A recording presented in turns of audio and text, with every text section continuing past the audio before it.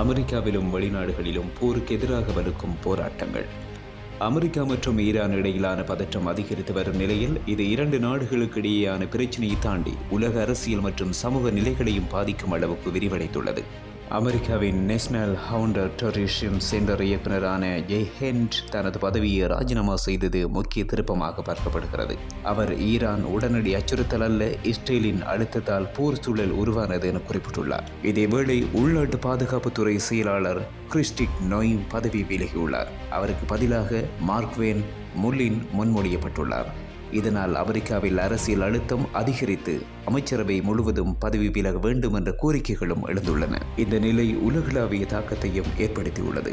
ஜப்பானின் டோக்கியோ நகரில் பிரதமர் சனை டகாச்சி டொனால்ட் ட்ரம்பை சந்தித்ததை தொடர்ந்து ஆயிரக்கணக்கான மக்கள் போராட்டத்தில் ஈடுபட்டனர். போராட்டக்காரர்கள் ஜப்பான் ஈரான் போரில் ஈடுபடக்கூடாது மற்றும் அமைதிவாத கொள்கையை பாதுகாக்க வேண்டும் என வலியுறுத்துகின்றனர். கருத்து கணிப்புகளும் பெரும்பாலான மக்கள் போருக்கு எதிராக இருப்பதை காட்டுகின்றன.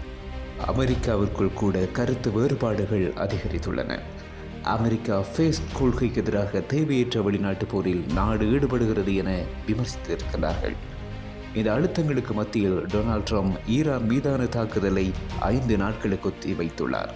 இது ஈரானுடன் நடைபெற்ற பேச்சுவார்த்தைகளின் விளைவாகும் என தெரிவிக்கப்பட்டுள்ளது.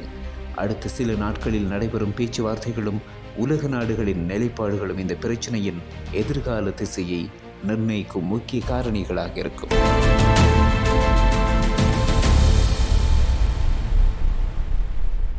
ஈரானின் புதிய தேசிய பாதுகாப்பு செயலாளராக முகமது பாகர் சுல்காத் நியமனம். அலி லாரிஜானி படுகொலை தொடர்ந்து அதிரடி மாற்றம். ஈரானின் மிக உயரிய பாதுகாப்பு அமைப்பான உச்ச தேசிய பாதுகாப்பு மன்றத்தின் புதிய செயலாளராக முன்னாள் புரட்சிகர காவல்படை தளபதி முகமது பாகர் சுல்காத் அதிகாரப்பூர்வமாக நியமிக்கப்பட்டுள்ளார். கடந்த வாரம் இஸ்ரேல் நடத்திய வான்வழி தாக்குதலில் கொல்லப்பட்ட மூத்த அரசியல்வாதியும் பாதுகாப்பு தலைவருமான அலி லாரிஜானியின் இடத்தை பூர்த்தி செய்யும் வகையில் ஈரானிய ஜனாதிபதி மசூத் பெசஸ்கியான் இந்த நியமனம் ஆணையை பிறப்பித்தார். இதற்கு ஈரானின் தற்போதைய உச்ச தலைவர் முஜ்தபா கொமேனி தனது ஒப்புதலை வழங்கியுள்ளார். பிரிகேடியர் ஜெனரல் அந்தஸ்து கொண்ட சுல்காத் இதற்கு முன்னர் ஈரானின் எவிடென்சி கவுன்சில் அமைப்பின் செயலாளராகவும் புரட்சிகர காவல்படையின் துணை தளபதியாகவும் பணியாற்றிய அனுபவம் கொண்டவர்.